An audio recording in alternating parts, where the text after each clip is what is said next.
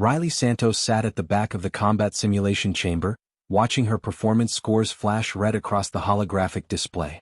Another failed exercise. Another round of disappointed looks from the instructors. Another chorus of mocking clicks and whistles from her alien classmates. She kept her face blank, her shoulders slumped forward in what appeared to be defeat. The posture had become second nature after 6 months of careful practice. Every movement, every reaction, every hesitant step in the training exercises was calculated to look clumsy and uncertain. "The human fails again," announced Krell, a massive Havrix warrior whose purple scales shimmered under the simulation chamber lights. His voice boomed across the room with undisguised amusement. "Perhaps your species should focus on farming instead of fighting. Leave warfare to those who were born for it." Several other students joined in with their own species-specific sounds of mockery. The insect-like chi then made rapid clicking noises that served as their laughter. The Valdren, with their crystalline bodies, created high-pitched chiming sounds. Even the normally reserved Corvin students allowed themselves small gestures of superiority. Riley said nothing. She simply gathered her training equipment with slow, awkward movements that suggested someone uncomfortable with military gear. In reality, she could field strip and reassemble every weapon in the armory blindfolded. She had done exactly that during her actual training back on Earth. "Cadet Santos, you will remain after class," called out Instructor Vosh from the observation platform. His 4 reptilian eyes fixed on her with obvious frustration. The scaled commander had been growing increasingly impatient with her performance over the past few weeks. As the other students filed out of the chamber, Riley could hear their conversations echoing down the metallic corridors. The newest species in the Galactic Coalition had proven to be the weakest. Humanity's acceptance into the prestigious military academy seemed like nothing more than diplomatic charity. A gesture to make the primitive newcomers feel included. Once the last student left, Vosh descended from the observation platform with heavy, deliberate steps. His tail swished behind him in a pattern that Riley had learned indicated deep annoyance. "This is your 3rd consecutive failure this week alone," Vosh began, his voice carrying the weight of barely contained frustration. "I have reviewed your entire academic record, Cadet Santos. Your tactical examination scores are exceptional. You understand battle doctrine and strategic theory better than students who have been studying warfare since before you were born. Your written analyses of historical conflicts show remarkable insight." He paused, leaning closer to examine her face as if searching for answers there. "Yet every single time you enter a practical combat scenario, you perform worse than a first-year cadet. Your reaction times become slow.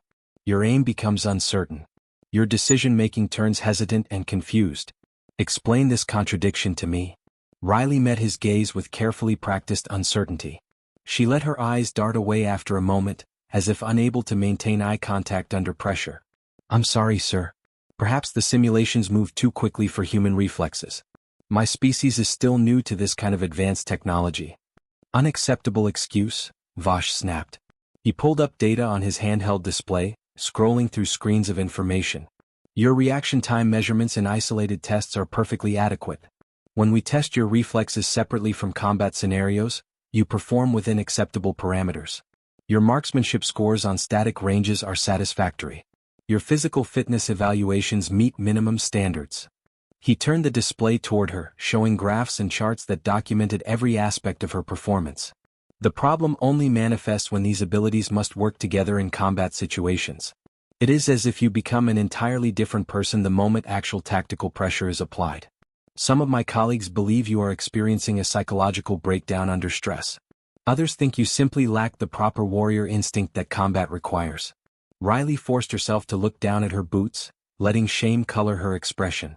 Inside, she was calculating how much longer she could maintain this charade. The mission parameters had been clear. Observe Coalition military training methods. Learn their tactical doctrines. Study their technology and combat philosophies. And above all, ensure that the galactic community continued to view humanity as weak and unthreatening. "I'll try to do better, sir," she said quietly. "Maybe I need more practice time in the simulators." "Practice will not help if the fundamental problem is fear," Vosh replied. His tone softened slightly, taking on an almost mentoring quality. "There is no shame in acknowledging that not every being is suited for combat. The Coalition has many roles that do not require warrior skills. Perhaps you should consider transferring to diplomatic studies or scientific research.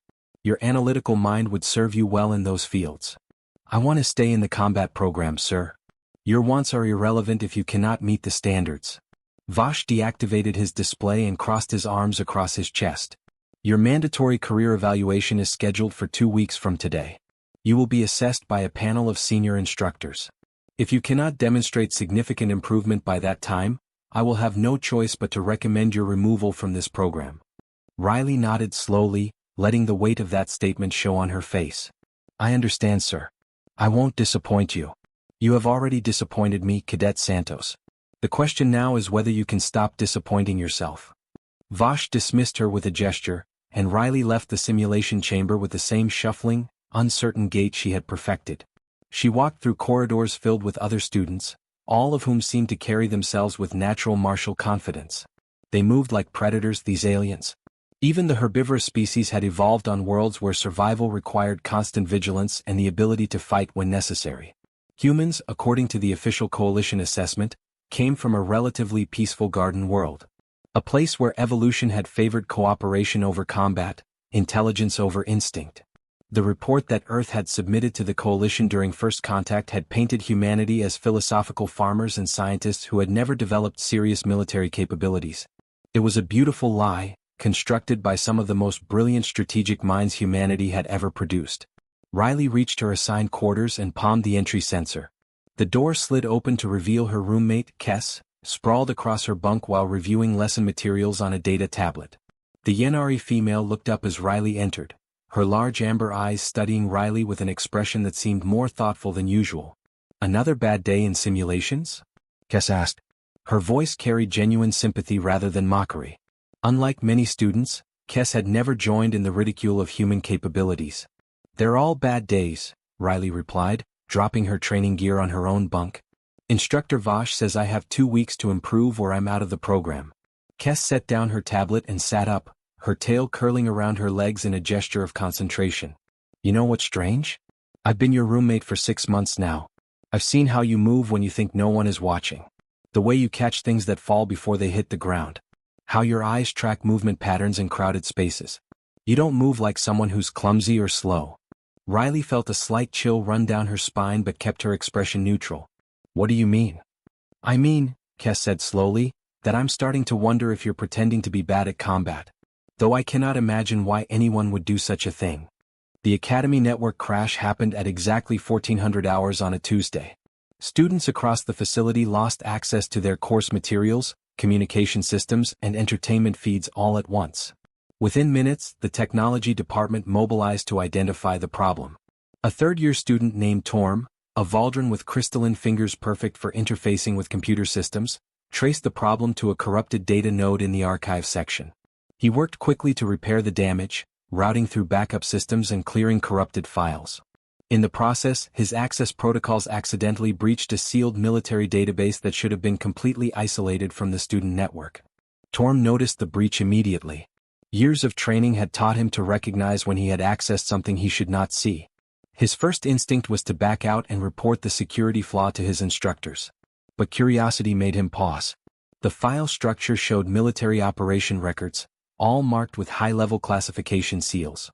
One folder in particular caught his attention because of its label: Human Border Conflict, Kartheen Incursion, Sector 7. Everyone knew that humans had faced some kind of conflict with the Kartheen swarm before joining the coalition.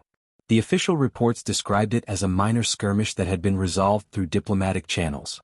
Human military capabilities were listed as minimal in all the official documents. Torm opened the folder.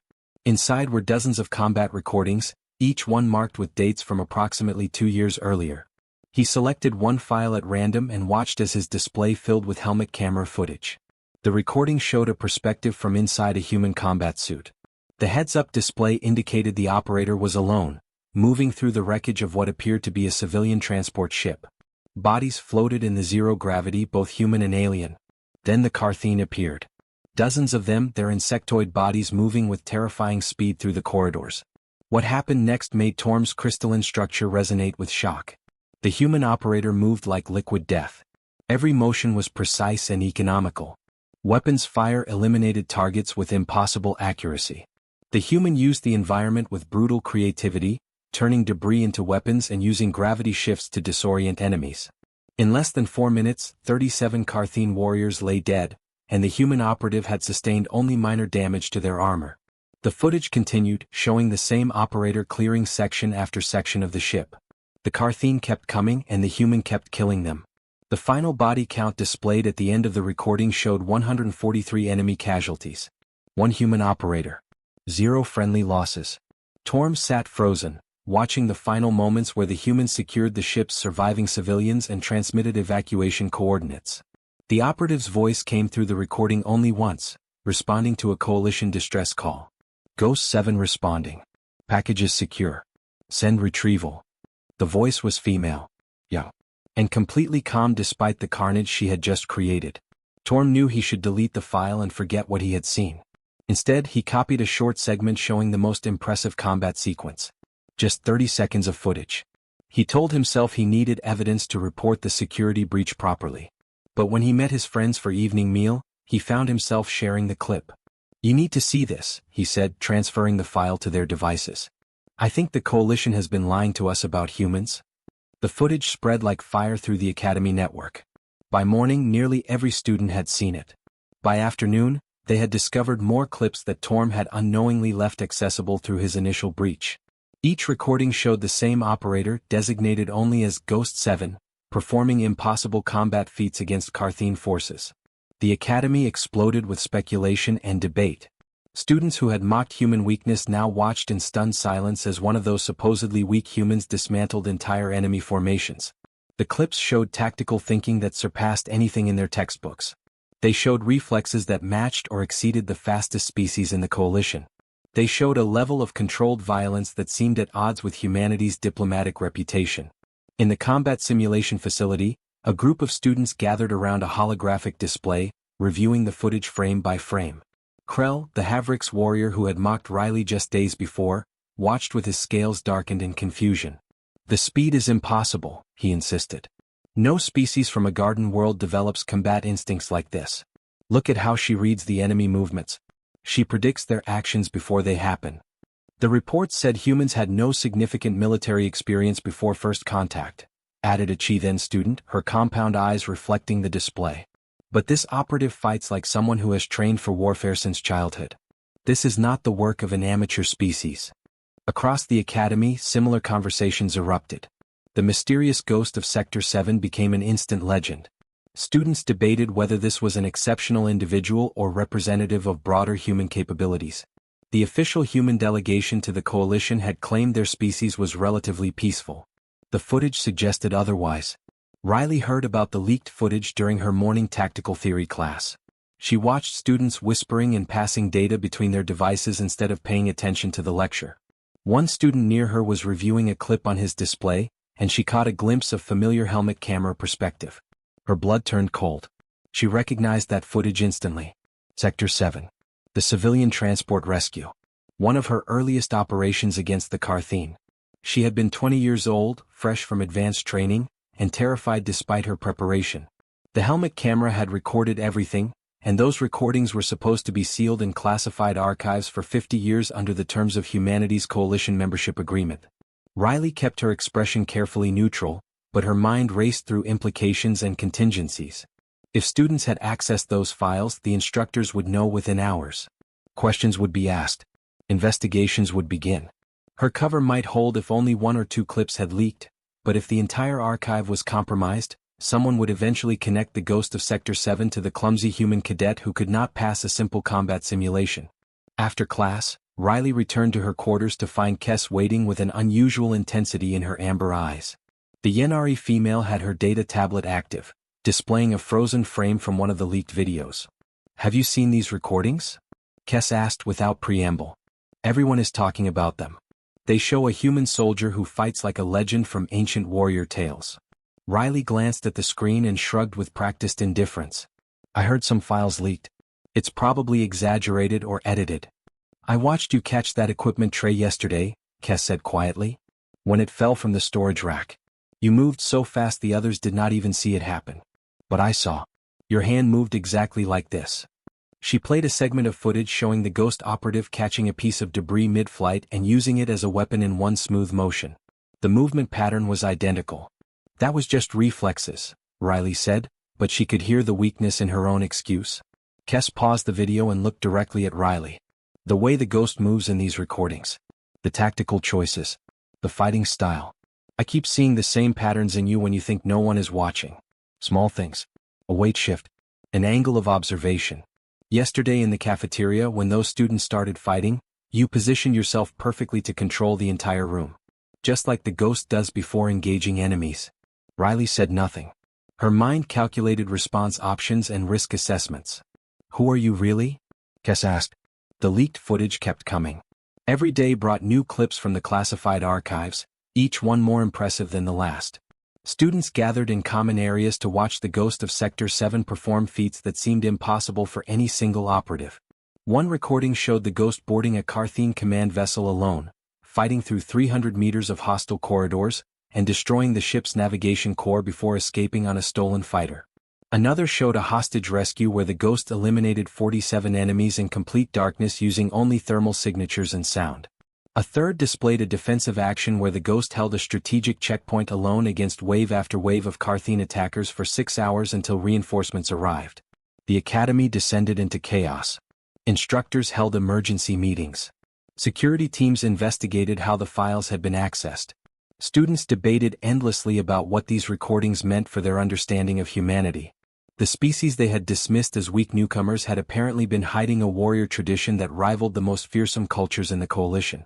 Krell, the Havrick's warrior who had led the mockery of human capabilities, now spoke with reluctant respect about the ghost's techniques. Look at this tactical approach, he said during a group analysis session. The ghost uses environmental advantages that most of us would never consider. Here she redirects enemy fire to destroy their own cover. Here she uses decompression to eliminate an entire squad without firing a shot. This is not just skill. This is creative battlefield thinking at the highest level. Even Instructor Vosh seemed shaken by the footage. During a tactical theory lecture, he played several clips and asked students to identify the principles being demonstrated. Notice how the operative maintains total awareness of surroundings at all times, he explained. Every movement serves multiple purposes. Every position offers both offensive and defensive advantages. This is what true combat mastery looks like. Riley sat through these sessions with growing dread. She kept her face neutral, her posture unchanged, but inside she was preparing for the inevitable moment when someone would make the connection. The more they studied the ghost's techniques, the more likely someone would recognize those same patterns in her. The breaking point came on a quiet evening in the dormitory sector. Riley was returning to her quarters after another deliberately poor performance in combat training when she heard shouting from the floor above.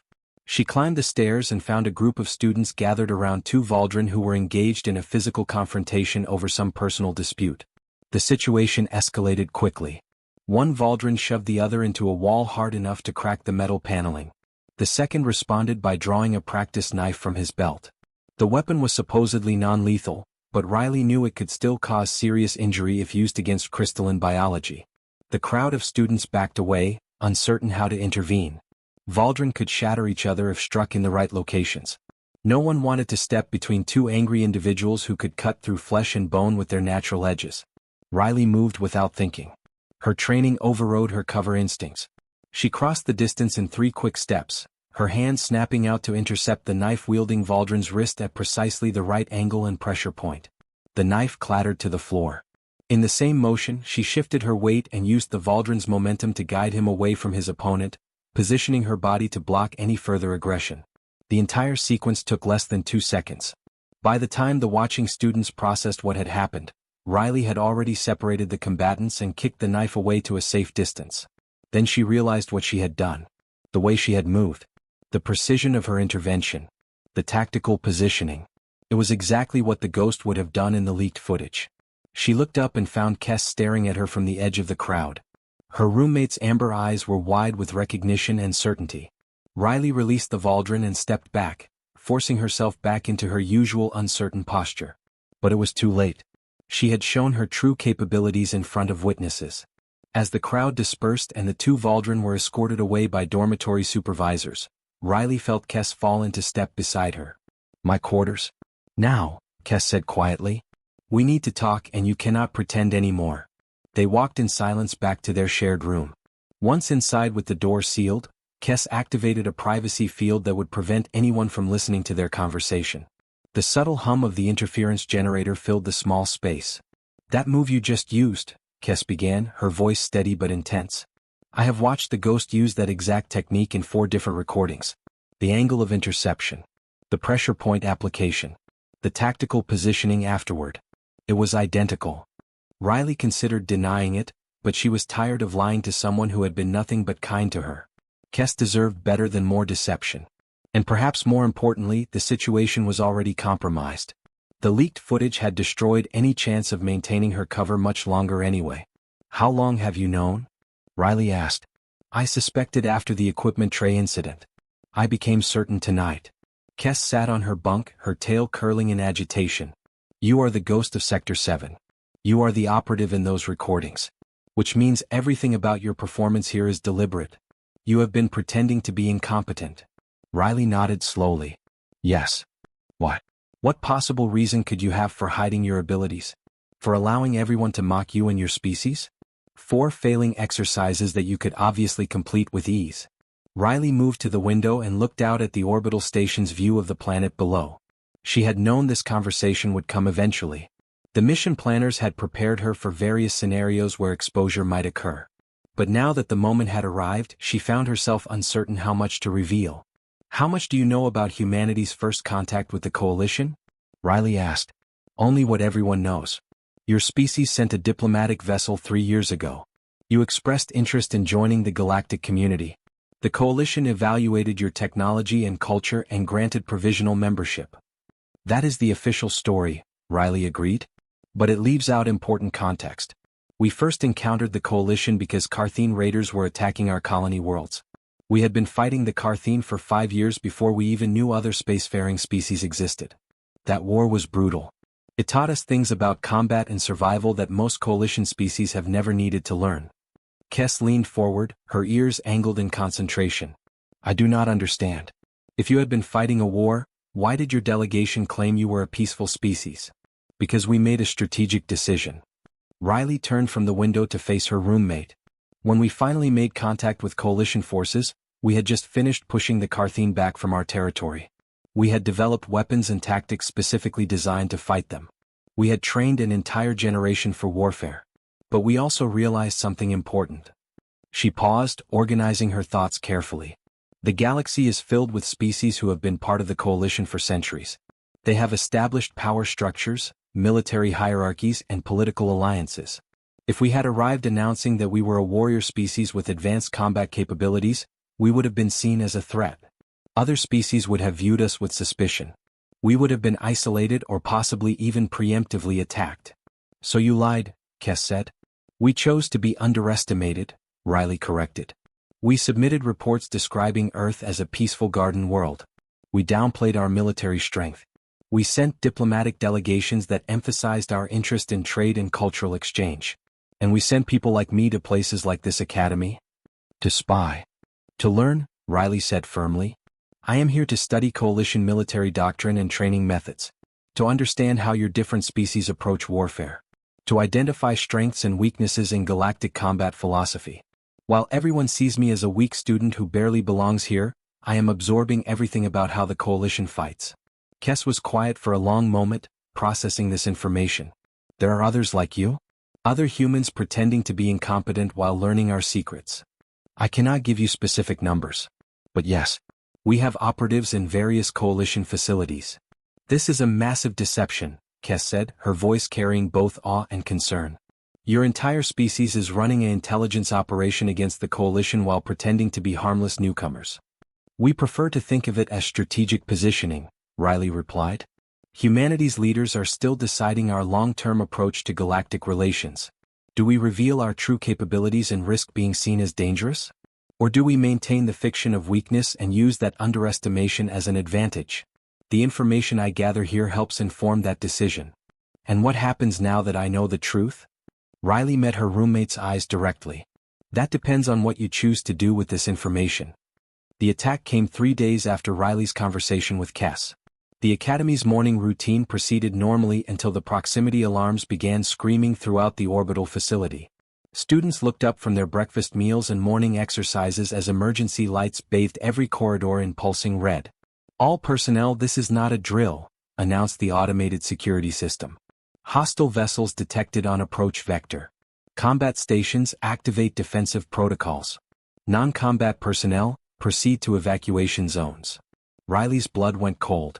She recognized the tactical signature on the tracking displays visible throughout the facility. Kartheen attack patterns. She had seen them too many times during the war. The insectoid raiders were approaching in a scattered formation designed to overwhelm point defense systems. Students rushed through the corridors and controlled chaos, following their emergency training. Instructors barked orders, directing the younger cadets toward the evacuation shuttles while the advanced students moved to defensive positions. Riley followed the crowd, maintaining her cover even as her mind raced through combat calculations. The first explosion rocked the station as Kartheen fighters breached the outer defense perimeter. The facility's weapons systems engaged, filling the space around the academy with defensive fire. But Riley could see on the tactical displays that the defenses were failing. Too many targets. Too many angles of attack. The Kartheen had brought a significantly larger force than the Academy's automated systems were designed to repel. Why would they attack here? Krell shouted over the sound of alarms as students crowded into an evacuation corridor. The Academy has no strategic value. We are a training facility, not a military installation. Riley knew why. The leaked footage had shown the coalition where humanity kept its classified combat records. The Kartheen intelligence network must have accessed the same information. They had seen evidence that humans were far more dangerous than official reports suggested. And they had decided to strike at the place where young coalition warriors trained, hoping to catch the facility unprepared and send a message about their own strength. The academy was supposed to be safe, protected. A place where students could learn without fear of actual combat. That assumption was now costing lives. Another explosion tore through the outer hull, closer this time. The emergency systems began shutting down compromised sections, sealing bulkheads to prevent atmospheric loss. Several students cried out as they realized friends and classmates were trapped on the other side of emergency barriers. Defensive systems at 40% capacity, the automated voice announced. Hull breaches on decks 7, 9, and 12. Recommend immediate evacuation. The instructors coordinated evacuation efforts with admirable discipline, but Riley could see the tactical situation deteriorating rapidly. The Kartheen were not just attacking the station. They were boarding it. She caught glimpses on security displays of insectoid warriors cutting through airlocks and pouring into the academy's corridors. The defensive positions established by advanced students were collapsing. These cadets had trained for years, but training simulations could not prepare someone for the reality of facing an enemy that wanted to kill them. Riley watched students freeze in panic or fire wildly without proper targeting as Kartheen warriors advanced through the academy. Instructor Vosh appeared in the evacuation corridor, his scales darkened with stress. All students move to Shuttle Bay 3. We are abandoning this section. Go now. The crowd surged forward, but Riley found herself moving against the flow, her eyes fixed on a security display showing Deck 9. Kess was visible on the screen, trapped with a small group of students in a classroom after the emergency bulkheads had sealed. As Riley watched, Kartheen warriors began cutting through the door with plasma torches. Riley's orders were clear. Maintain cover at all costs. Her mission was intelligence gathering, not combat intervention. If her identity was revealed, it would compromise the entire human strategic position within the coalition. Other operatives would be exposed. Years of careful planning would be destroyed. But those were just orders. And on that screen her roommate was about to die. Riley turned and ran toward Deck 9, ignoring the shouts from instructors ordering her back. She moved through corridors that were emptying of students, past defensive positions where young cadets tried desperately to hold back enemy forces. Her body shifted automatically into combat mode, her posture straightening, her movements becoming fluid and purposeful. She reached a weapons locker that had been abandoned during the evacuation. Her fingers flew over the access panel, bypassing the security lock in seconds. Inside were standard training weapons, modified to be less lethal but still functional. Riley grabbed 2 pistols and a rifle, checking their charges with the efficiency of long practice. The route to Deck 9 took her through sections of the academy that were already compromised. She encountered her first Kartheen warrior in a junction corridor, the insectoid creature moving with predatory speed toward the sound of student voices in an adjacent section. Riley's first shot took it in the primary neural cluster. The Kartheen dropped without a sound. She kept moving, her training taking over completely. Every lesson from her actual military service, every hour of combat experience, Every instinct she had been suppressing for 6 months came flooding back. 2 more Kartheen appeared ahead of her. Riley dropped into a slide, her shots taking them both before they could react to her presence. She rolled to her feet and continued running, her breath steady, her heartbeat calm. This was what she had been trained for. This was what she actually was beneath the facade of incompetence. She reached the classroom where Kess and the others were trapped just as the Kartheen breached the door. 4 warriors poured through the opening, their weapons raised. The students inside scrambled backward in terror. Riley came through the doorway behind the Kartheen like a storm. Her first shots disabled 2 warriors before they registered her presence. The third turned toward her, mandibles clicking in surprise. She used its body as cover while eliminating the fourth, then finished the third with a precise shot to its exposed neural cluster. 4 seconds. 4 enemies. 0 casualties. The classroom fell silent except for the sound of emergency alarms. Riley stood in the doorway, weapons still raised, scanning for additional threats. The students stared at her in shock and disbelief. Kess found her voice first. Riley? More Kartheen appeared in the corridor behind Riley, drawn by the sounds of combat. She stepped backward into the classroom, her weapons tracking targets with mechanical precision. 6 shots. 6 dead raiders. Her movements were economical and brutally efficient, exactly like the ghost in the leaked footage. Everyone stay behind me, Riley ordered, her voice carrying an authority that none of them had ever heard from her before. Stay low and stay quiet. Krell, the Havrick's warrior who had mocked her weakness for months, stared at her with his jaw hanging open. You move like the ghost. You fight like the recordings. Riley did not bother denying it anymore. She dropped an empty power cell and reloaded with smooth efficiency, her eyes never leaving the corridor. Yeah, that was me. More Kartheen were coming. She could hear their clicking communication getting closer. There were too many to fight through while protecting students. Riley's tactical mind assessed the situation rapidly. The emergency bulkheads had sealed most evacuation routes, but there was a maintenance shaft 20 meters down the corridor that would provide access to an alternate route to the shuttle bays. Can any of you fight? Riley asked without turning around. I can, Krell said, stepping forward despite the fear in his voice. 2 other students joined him, including a Chi-then female who grabbed a weapon from one of the fallen Kartheen. Riley nodded. Then stay close and follow my lead. We're going to move fast and we're not going to stop. If you fall behind, you die. Understood? They understood.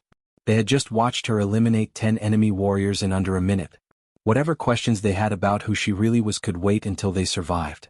Riley led them into the corridor, moving with the tactical precision that had made her the ghost of Sector 7.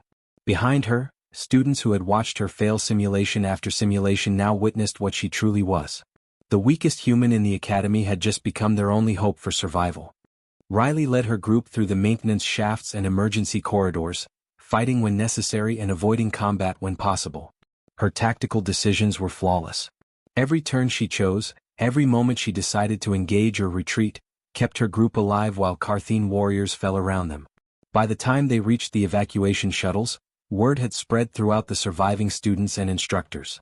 The weak human cadet who could not pass a basic simulation had just fought her way through 3 decks of hostile territory without losing a single person under her protection. Students who had made it to safety earlier whispered about what they had seen on security monitors. Riley Santos moving like a legend, fighting with skills that surpassed their best instructors. The Kartheen assault eventually collapsed when coalition military vessels arrived and drove off the remaining raiders. The academy had survived, but the cost was significant. Sections of the facility were destroyed. Dozens of students and instructors were injured. 7 cadets had died in the initial breach before defenses could be organized. Riley stood in the shuttle bay, still holding her weapons, surrounded by students who looked at her with a mixture of awe, confusion, and fear. Instructor Vosh approached slowly, his 4 eyes studying her with an expression she could not quite read.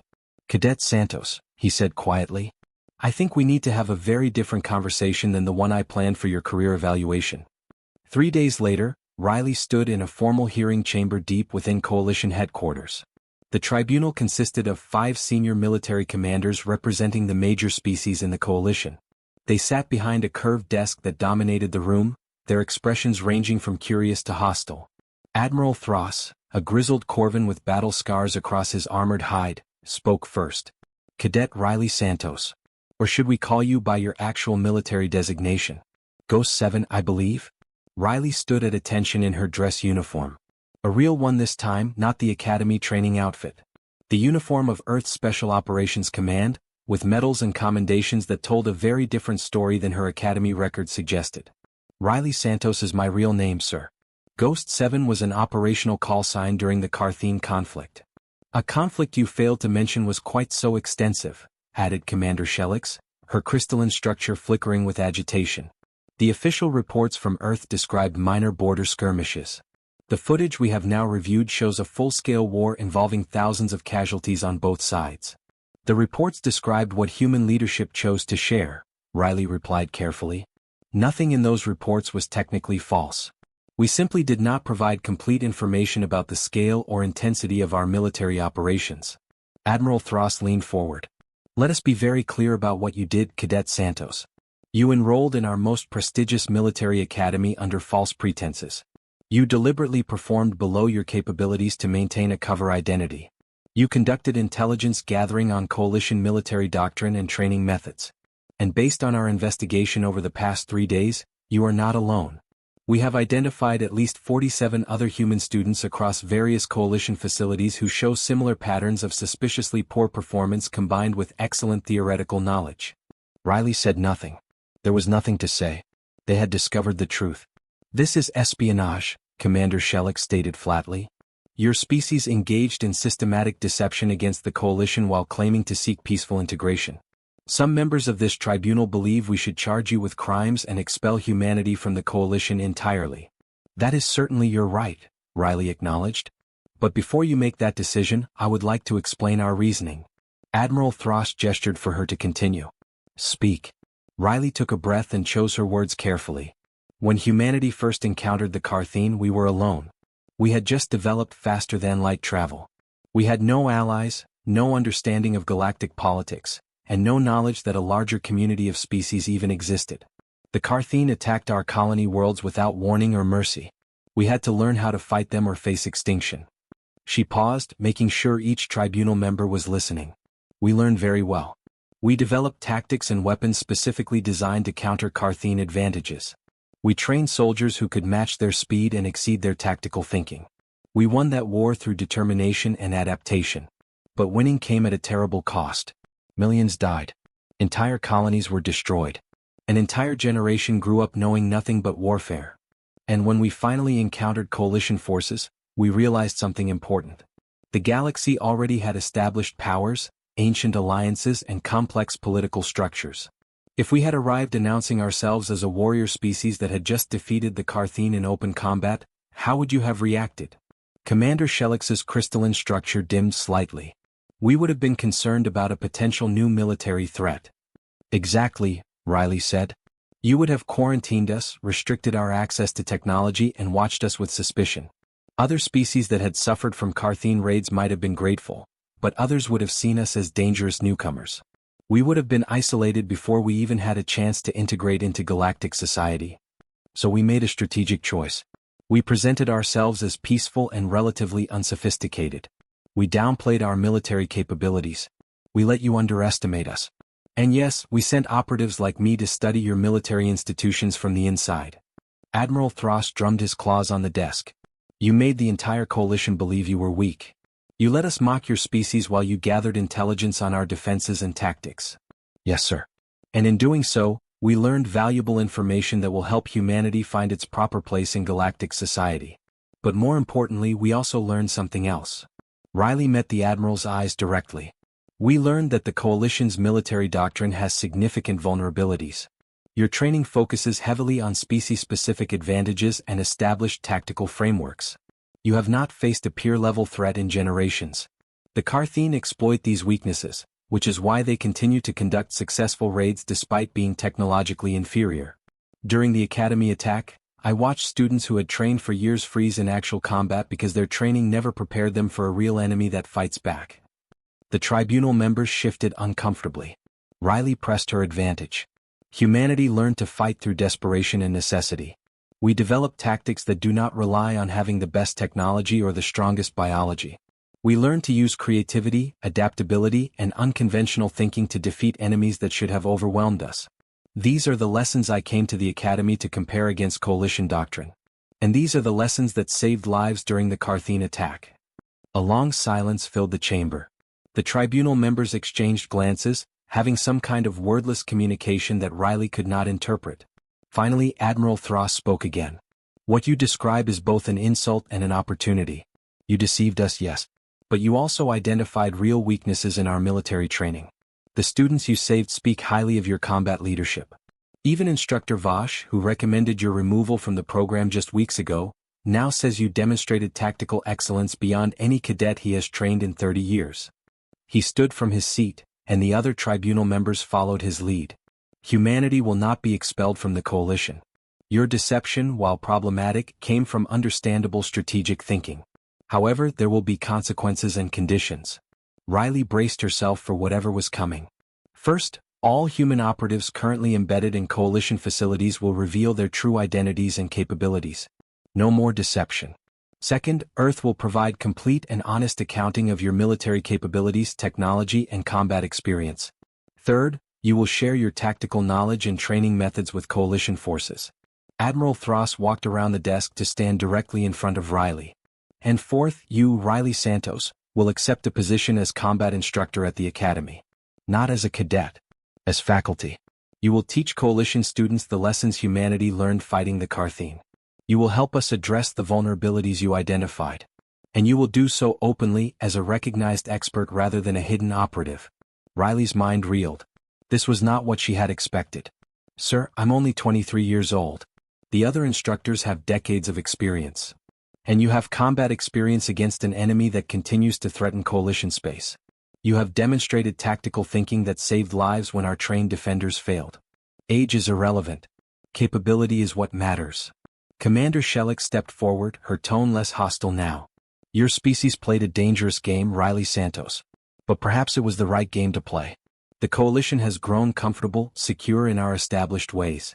Maybe we needed someone from outside our traditions to show us where we have become weak. The tribunal returned to their seats, and Admiral Thross delivered his final judgment. The coalition accepts humanity as full members with complete military partnership rights. Earth will be invited to participate in joint defense operations and strategic planning. And you, Ghost 7, will help train the next generation of coalition warriors using the hard lessons your species learned in blood. Riley stood at attention, processing the magnitude of what had just happened.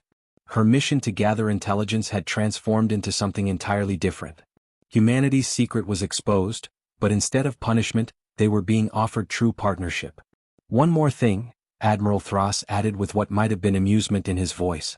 I understand that a Havrix cadet named Krell has been asking when you might return to the Academy.